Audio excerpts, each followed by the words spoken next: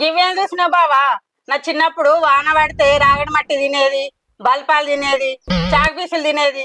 బల్లే సారత్తాడు చూడు, ఆ డస్టర్ అంతా దులుపుకొని ఇట్లా చేతిలో వస్తే నాకేది తెలుసా? అవ్వ కొడుకు చూసినవానే మీ చెల్లె ఏం మాటలు మాట్లాడుతుంది, ఏం చెప్పుడు చెప్తాంది. ఇవన్నీ చెప్తే గొప్పతనం వస్తుంది అనుకుంటానవా? మాతో డయపట్టుగా చెప్పినావు. పుష్కర పెళ్ళైనాక నీ మొగనికి చెప్పినావు అనుకో, తెల్లారా ఇడిచిపెట్టిపోతాడు. ఆయన ఈ కాడ నుంచి మానపిల్ల ఇవి తినడు మంచిది కాదు. అన్నం తినదింటివి ఏదన్నా తిను, ఇంకా మిరపకాయ బజ్జీలో లేకపోతే బోండాలో ఇడ్లీలో తిను. నువ్వైనా చెప్పరాదే? అవి తింటే లావుగారా? ఇవి తింటే సన్న పడుతుందా కట్టెపుట్టు లెక్క?